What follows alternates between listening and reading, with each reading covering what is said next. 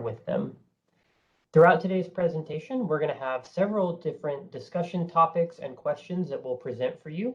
We encourage you to make use of the WebEx chat feature, so you can use the chat box. It should be on the right-hand side of your screen, and you can type into that chat box to pose any questions, answer any of the questions that we may have presented on screen. We want to hear your thoughts. Now, if you've read the book, that's great. Plenty to talk about, certainly, but if you haven't read the book, that is a-okay. We have set up the discussion questions today so that whether this is your first time hearing the book or whether you've read it many times before, you'll still be able to participate and share your opinion on the different topics we have today. If you would prefer to use your microphone to share your thoughts, you can click the raise hand button on the right side of your screen. That will give us a notification that you would like to speak, and then we'll be able to unmute you and have you talk that way. So again, two options. You can click that raise hand button and we'll call on you to use your microphone, or you can simply enter your reply in the chat box. So this month's book of the month was Why Zebras Don't Get Ulcers by Robert Sapolsky. Now, this is a really interesting book title, of course. It's definitely attention grabbing. And if you haven't heard of this before, we'll be showing a quick clip up front to talk a little bit about what the book is about, just to kind of familiarize everyone with it. Before we do that, though, we do want to go over a couple quick book club ground rules.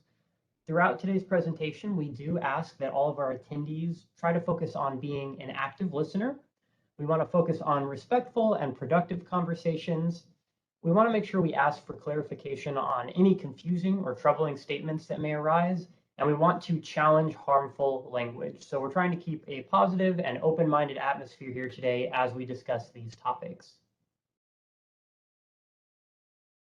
So a little bit about the author, Robert Sapolsky. He is a professor of biology and neurology at Stanford University, and he is a research associate with the Institute of Primate Research. If you have read the book, you have surely encountered his sense of humor already. It is really something. I was actually looking up some videos, and some of his lectures from Stanford University from about a decade ago are available on Stanford University's YouTube page. He's a very, very intelligent man. Like I said, great sense of humor. He's talking about biology and neurology and all these things that make up the human mind, but he's got such a just fun attitude about it while being incredibly educational. So he is certainly someone to look into if you have not heard of him before. He's also authored several other books in addition to Why Zebras Don't Get Ulcers. Okay, so that video clip there is just to give us a little bit of a background again on Robert Sapolsky and the book. So we'll go ahead and move into some of our discussion questions today. So the first thing we want to talk about is how Robert Sapolsky is defining a stressor, and he mentions it as a stressor is anything in the outside world that knocks you out of homeostasis, that knocks you out of balance. So what are some of your stressors that affect you? And these can be, big stressors, little stressors, anything between.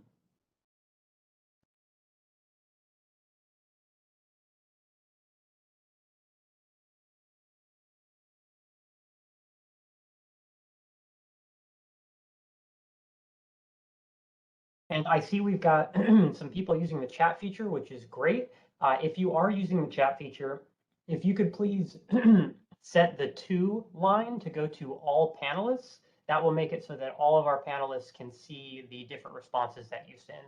And I'll ask Tony, who's co-hosting with me, to let me know if there's any I might miss. So some of the answers that are coming in, here is certainly a big one, the pandemic. That is a stressor we have all felt and dealt with over the last year. I see people talking about family, deadlines. Yeah, deadlines at work, deadlines at school. Illness is one that's affecting people.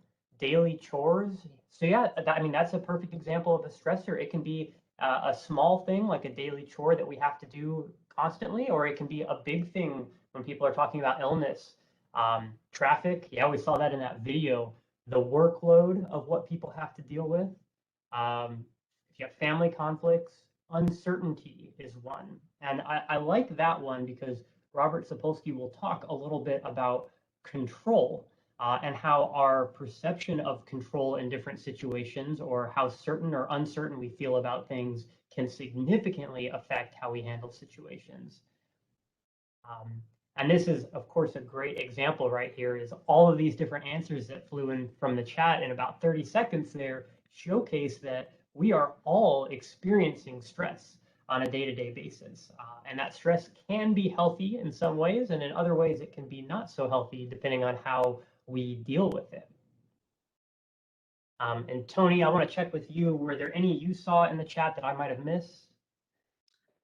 Yeah, someone mentioned time management and just being stressed about time and how to manage it, as well as school and family obligations and just the conflict of those things, trying to have that work-life balance. Absolutely. Yeah, time management, I think, is something that we all feel moving from different activity to different activity. All right, so we've got our stressors, which are defined, and then Robert Sapolsky also defines the stress response, which sounds like what it is. It is the stress response is what your body does to reestablish homeostasis, or reestablish that balance that's been offset by any of the things you listed, by traffic, by stress at work, stress with the family or social situations. So everyone's got different responses, and you feel free to share ones that you do, or maybe just ones you can think of. But first, let's ask, what are some positive responses to stress that we might have? So things that we would consider to be good or healthy responses.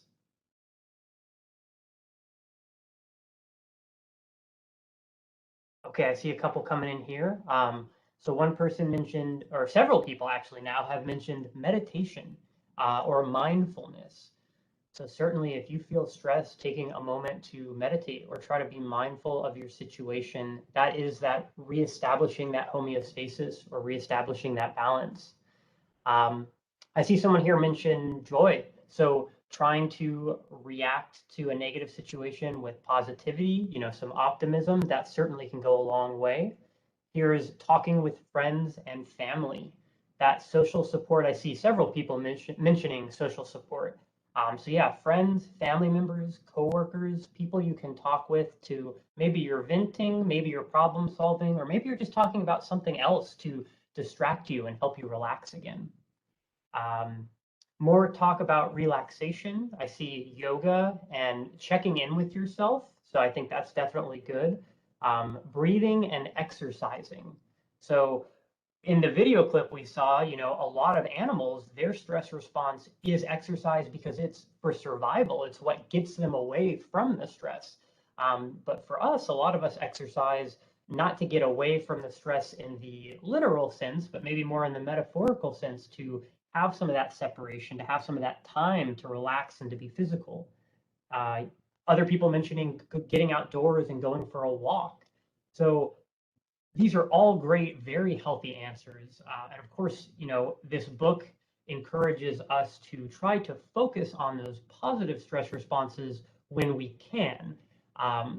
But it's good to be aware of kind of the other side of the spectrum. So what are some negative stress responses? Again, this can be things that you've done or just things that you're aware of or you've seen other people do. So some negative or some less healthy responses to stress.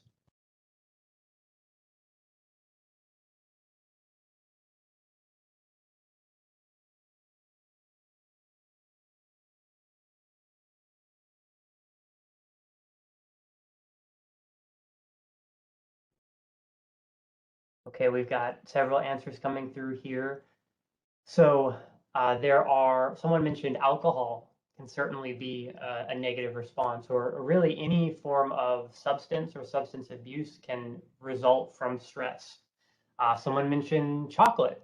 So food as a kind of stress relief can come into play for a lot of people. And that can be tricky. Sometimes maybe a nice meal, a healthy meal, can be a positive stress response. But depending on what the food is or the amount of food, it can become a negative stress response if we're stress eating. Someone mentioned that working more can be a negative stress response. So if you're stressed from anything, maybe you start pouring more time into work, but that can kind of spiral potentially and get complicated. Someone mentioned Anger displacement. So yeah, you may be frustrated by something, and processing that anger and frustration can be very difficult, and you may end up putting it on other people. You may end up bottling it up. Someone mentioned isolating themselves whenever they get stressed. We talked about social support can be a positive, but that isolation can certainly be a negative, kind of running in the opposite of that. Someone here mentioned ruminating in one's head about an event that was negative. Yeah, so some of us may dwell on a mistake that we made, or we may be looking into the future and worrying about something that's yet to come. And there, Robert Sapolsky has a quote on that we'll share a little bit later in today's presentation, so kind of keep that in your mind. Someone mentioned feeling detached from company. So that kind of goes with that isolation if you start to feel detached or a little removed from the situations you're in. A couple other people here mentioning junk food, binge eating potentially. There are people, it's interesting, they actually talk about this in the book. Some people respond to stress by eating less food. They will lose their appetite. But the majority of people are more likely to respond to stress by eating more or eating less healthy food. So that's something I'm sure a lot of us have some familiarity with. Tony, I want to check in with you and see if there were any, I guess, positive or negative responses that you saw that I might have missed. Yeah, a positive response someone mentioned was just the holiday season and that's a positive time for them and they're looking forward to the holidays that are right around the corner. And it looks like you got all the negative responses. Yeah, lots of just fast food, going to fast food drive-throughs, binge eating junk food, kind of that substance abuse was mentioned again, smoking or eating a lot of sweets. So yeah. All right, thank you. And a big part of this certainly is breaking down these responses into these kind of, it's not always an easy black and white category, but when we're able to see, okay, this is not contributing positively to my response or to my health, it's good to be able to label those so that we can think about how we're handling these different situations. All right. So the next slide here is about chronic stress. And this is kind of where the book starts to deviate and talk about human beings and how we are so different from most of the other animals in the animal kingdom. So the quote from the book is, "For the vast majority of beasts on this planet, stress is about a short-term crisis. When we sit around and worry about stressful things, we turn on the same physiological responses, but they are potentially a disaster when provoked chronically." So those stress responses, we get the same thing when we're in traffic, when we're stressed about work, except we're feeling it constantly and we dwell on it.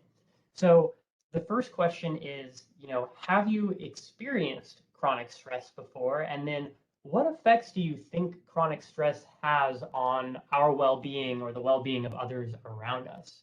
Because that stress can affect us, but us being stressed can also affect our coworkers, our friends, our family members. So what effects do you think that has?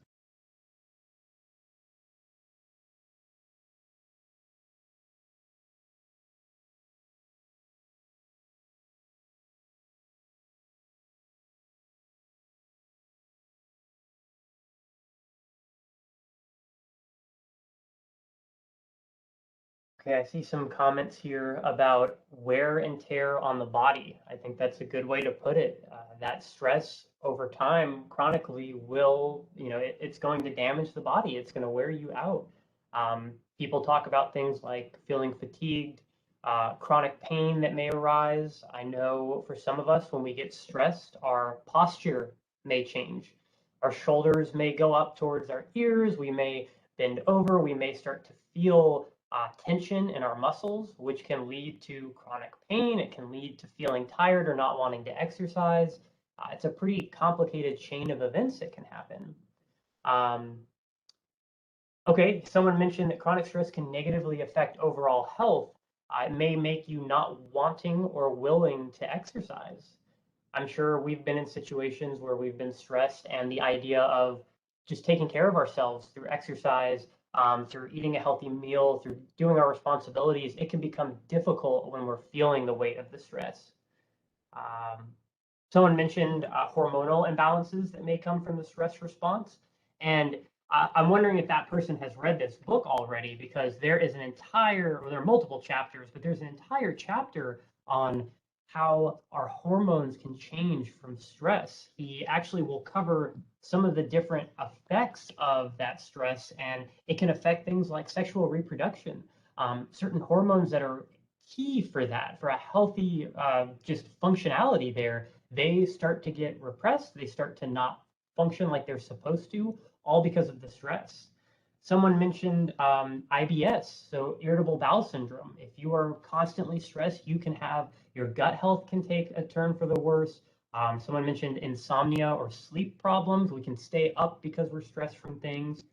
And here's a comment here about living in fear. So if you allow fear to control you, it's going to affect your interaction with yourself and everyone else around you. And I think that's a great comment, that that is kind of one of those big effects of that. And just to cover a few that are talked about in the book in detail, and if you haven't read it, really fascinating. He tells a lot of funny anecdotes as he goes into it, but also explains the science behind it. Stress can affect our immune function and our disease risk. So we can be more likely to get sick or get certain diseases when we are stressed because our immune system can't function at its best. Our personality, memory, and mental health can all be affected by stress. He talks about how there are genetic predispositions, but that environmental factors and things like stress can kind of set off little flags inside of our body and our brain that can radically change, how we are and how we interact. I mentioned that sex and reproduction are affected by stress. Someone else already talked about sleep. And then I think aging is a particularly interesting one. The aging process can be affected by stress, not only in how we age physically, but how we age mentally. There's research that, as people get older, those who are able to find just social support and feel valued in their community or in their social system. So, maybe as you age, you are in a job that makes you feel important. And that can be any kind of job. I know lots of people, my dad actually, when he retired, he started getting just a simple job that he works day to day so that he has, something to do, something that he is able to contribute to. So there's a lot that comes into that, and that stress that we feel can affect how the aging process happens. Tony, I want to check back in with you again. Any that you saw that I might have missed as people were listing those? I know we had quite a few. We did have quite a few. And I think you got them all for the most part. Yeah, someone really just went into the details of mental health, like you talked about, of just anxiety and panic attacks, or depression. But yeah, it's good to see that everyone knows that it can just have a major effect on our bodies, and diseases and just different ailments can really come from being really stressed out or having chronic stress. So yeah. So we've talked a lot about some of those negatives, and there's actually a talk with Robert Sapolsky where he's presenting to a university audience, and he makes a joke where he's like, "All right, I've talked to you for about 40 minutes and probably depressed all of you, but there is good news. There are things that can be done to handle this in a really positive way, because again, stress is a natural part of life. It is a response that we have that's meant to help us, to get us away from the stressful thing, or to help us solve a problem that we otherwise might not be motivated to solve. But the key is how we handle the stress. So this quote is, "Those who cope with stress successfully tend to seek control in the face of present stressors, but do not try to control things that have already come to pass. They do not try to control future events that are uncontrollable, and do not try to fix things that are not broken or that are broken beyond repair." So I'm curious to hear what people's thoughts are on this quote. And there is kind of a saying and a prayer that some people may be familiar with that's pretty similar to this, about asking for the, knowing the difference between things they can control and they can't. So what are your thoughts on this quote and this kind of idea?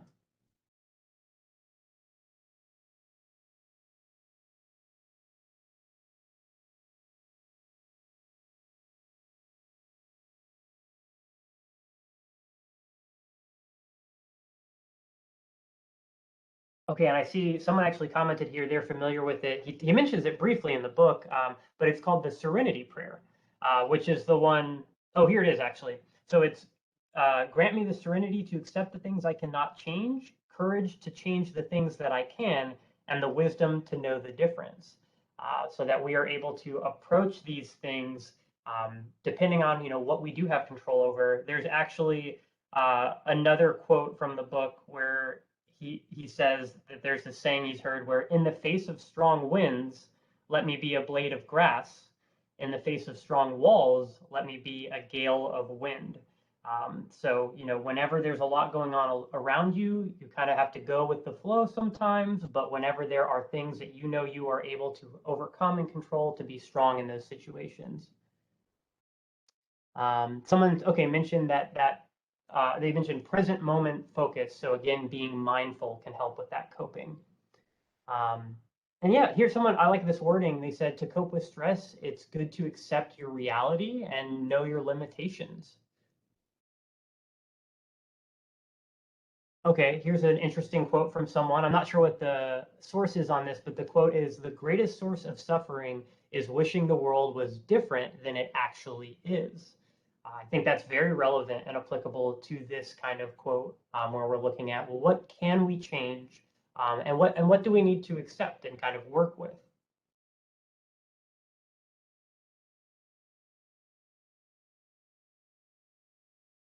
So when we are looking at how we handle stress, Robert Sapolsky talks a lot about his research and what he's observed, both in the animal world, animal kingdom on like the savannah, but also with, he studies, again, biology and neurology, and he's seen how people interact and what works for them. One of the things he talks about is finding that outlet for your frustrations and doing it regularly. That outlet is so important. But then he goes on to add, make sure the outlet is benign to those around you. So you don't want your outlet to negatively affect others. One should not give ulcers in order to avoid getting them. Uh, we talked about this a little bit with some of our stress responses, but what are your healthy outlets for stress relief? When you have a stressful day or a stressful situation, what is something that you turn to that you feel is healthy and that you might recommend to others?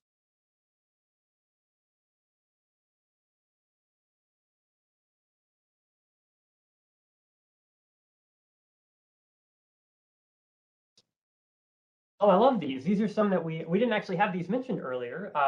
So someone said reading a book, that can certainly be very relaxing. Reading a book is a healthy outlet, lets you kind of focus on something else. Maybe you're taking in new information. Maybe you're able to escape into like a fiction story, and that can be enjoyable. Similar note, someone said watching a great movie. I think that's one of my favorite stress relievers as well, is to put on a movie that I enjoy that can help me, again, just relax and focus on something else.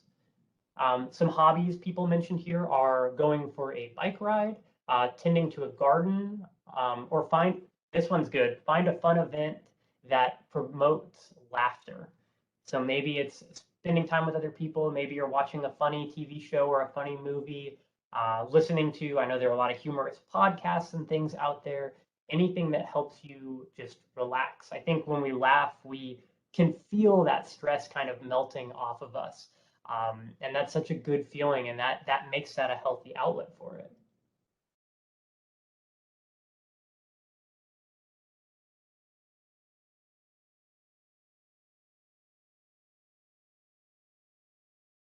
And going back to support, because that is a key aspect that Robert Sapolsky talks about over and over again. He just mentions it's so important to find sources of social affiliation and support.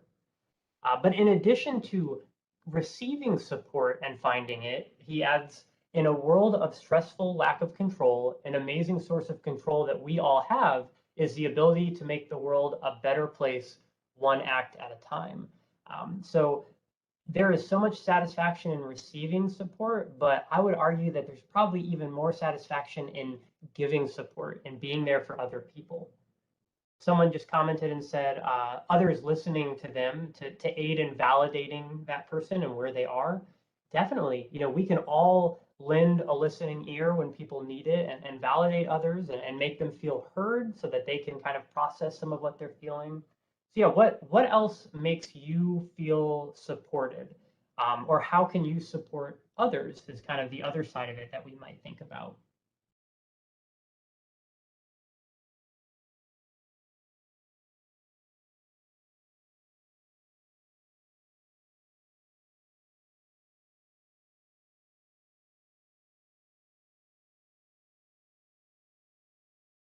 Okay, we've got a couple more comments of people kind of echoing the idea that just being heard, talking to people, and that can come in a lot of different ways. That may come at home with family or with friends who listen to you. It may be at work when you have a coworker or maybe a supervisor who's receptive to your ideas and they are interested in your opinion on things. Someone here mentioned active listening, which is definitely an important skill. Being able to not just think about what we're going to say in response to someone, but actually listening to them and taking in what they have to say. This person mentioned that words of kindness go a long way. Doing like small little acts of appreciation. It can be a gift or it can be just words that let someone know that they are valuable and that you appreciate them. Someone here mentioned the importance of finding your village or your tribe. Certainly, we need to find that place where we feel supported and we feel like we belong. Again, I mentioned that was talked about in the book in terms of how that can affect our aging, is feeling like we have support, that we're in the right place, we're in our village, or we're with our tribe that makes us feel supported. So great suggestions there. And I think the book, for the most part, kind of closes on this note. And I think it is a really good note to close on, is that there's a lot we can't control in the world. But the things that we can control can make a really big difference. And one of them is that ability to help other people, to support them, to make the world a little bit of a better place. And it's kind of like passing that on so that when you need support, you can be supported and you can support others when they need your support. And as we transition a little bit away from the book, I do want to talk about some of these support offerings that you have here at Georgia State University. So we've got a number of tools and resources that we always like to highlight because part of our job is to help you feel supported with your work-life balance here in the office. So one of the support resources we want to talk about, because we talked a lot today about how some of the stressors may lead to less healthy behaviors. And in fact, being less healthy can sometimes be the cause of some of those stressors. So we do offer health coaching here with EDWS. We have Tony, who is our health and wellness coordinator. She is excellent at physical activity. She's really great with this health coaching. So if you are looking to improve your physical fitness, you're looking to be more active and tackle that side of it, Tony is a great option for that. And you can actually email that EDWS email and you can set up an appointment with her. So if that's something you're looking to improve on, she is wonderful at that. I offer nutrition coaching. So we've got Tony as the exercise physiologist. I'm a registered dietitian. So maybe you're looking to improve the food and diet aspect of your wellness. We offer coaching for that as well. And then if you are working with things like maybe it's more of a mental health thing or a stress management issue that you're trying to work through, we offer faculty and staff assistance, or FASA. And what this does is it's really there and designed to help you with any sort of conflict or issue you might be dealing with. It can have to do with your work environment, or it can be completely unrelated. Maybe it's a social situation, a financial situation that you're experiencing outside of work. If there is a stressor affecting you, faculty and staff assistance is a great place to start and get support. There's an emergency number listed there. So if you are ever in a situation where you feel it is very urgent and an emergency, you can dial that phone number. Or if it's a non-emergency, you can email fasa@gsu.edu or call the main phone number listed below. Now, through USG, we also have access to the KeyPro Employee Assistance Program.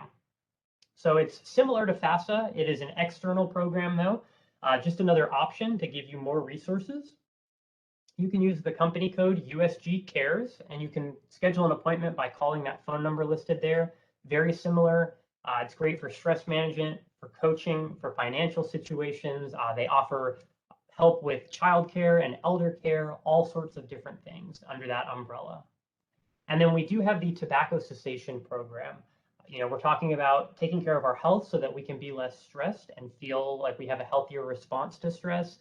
If you currently use tobacco, quitting is one of the healthiest things you can do. So we do offer a tobacco cessation program to help with that because, it is a difficult task to quit using tobacco, and the social support from the program can be very beneficial to helping you on that journey. We've also got a couple events coming up. In fact, later today at 2 p.m., if you've got time, I would highly recommend it. Take a 15-minute break with us. Tony's going to be leading us through a mini stretch break. I don't know about you, like I mentioned, some of my stress responses can be my shoulders get a little tight and I get a little bunched up. And these stretch breaks are so great for relaxing, loosening everything up. I feel really refreshed afterwards, so I can't recommend those enough. That'll be today at 2 p.m. There's a link to register, and we're going to send out this PowerPoint, but if it doesn't get there in time, it's on the GSU calendar. It's also on our EDWS website wellness calendar, so you can register through there as well. But if you have trouble finding either of those, shoot us an email at edws@gsu.edu, and we'll get that link right to you. This Thursday, we have a live cooking demonstration from 12 p.m. to 12:30. We're going to be making a spinach pasta with a tomato cream sauce, and it very healthy recipe, looks delicious. I'm super excited to get to make it and share it with everyone. Also on Thursday at 4 p.m., USG will be hosting an emotional well-being seminar. So if you have been interested in the topics today and you're looking to improve your emotional well-being, there'll be an entire 1-hour presentation dedicated to that on Thursday. And then on Friday, this was another thing people mentioned as being a relaxing technique or a positive response to stress. We have a guided meditation session. It'll be from 12 to 12:30 p.m. That's led by our instructor, Janet Weiss. She is wonderful, and it's a great way to relieve some stress at the end of a work week and then go into a restful weekend. And we've got one more slide here that I want to talk about. This is October. Fall is finally here. Hopefully you've been enjoying the weather, which has been a little cooler and nicer lately. And we are doing some Family Fall Festival walk and talks to celebrate. Now, we'll be doing them across these 3 campuses listed here. Wednesday, October 13th, tomorrow on the Decatur campus at 12 p.m., we'll be meeting at Building SH at the main entrance. We'll actually be there out in front of that, or in that building. We'll have a table set up, and we'll be there for a little while tomorrow from about 12 to 1:30. But we encourage you to stop by at any point. We'll be doing walks throughout that period. We'll have some goodies to give you, some light refreshments, and you can come by just for a brief meet and greet, and we can get some of that fresh air and get a little bit of physical activity together. Similarly, next week on Tuesday at the Atlanta campus, we'll be having a walk at 12 p.m. The location for us to meet will be at the Urban Life Plaza. That is towards the sports arena and Student Center West. There's sort of that in-between area in between all those buildings. So that's where we'll be located to begin our Atlanta campus Fall Festival walk and talk. Once again, light refreshments, some good company, so you can stop by and say hi to us. And then on Wednesday, October 20th of next week, the Clarkston campus will have their walk also at 12 p.m. We'll meet at Building CG at the main entrance. Once again, we'll have some light refreshments for you, and we hope to see you there. So if you're at these campuses or if you'll be there on those days, we'd love for you to stop by, say hi to us, and just go on a walk and enjoy some of that outside time. It's a great way to relieve stress. So that wraps up today's presentation. I just want to say thank you to all the participants for joining us and having this discussion with us about stress. It's so important to talk about these things. If you haven't read the book, I really recommend it. Like I mentioned, it is equal parts fascinating and equal parts hilarious. He's got a very dry, kind of sarcastic sense of humor throughout the book that makes it a pleasure to read through. There are even some images in the book of little comic panels here and there to kind of lighten things up and give you some funny examples. So it's a really educational read, and I think it's helpful in us figuring out how we're going to navigate and manage stressful situations. Thank you again to Tony for being a co-panelist with me and helping monitor the chat. We'll be sending out an email that will have a link to the recording, the presentation, and a short survey that you can fill out and let us know what you thought of today's presentation. With that being said, I hope that everyone has a great rest of their day, and thank you again so much for attending.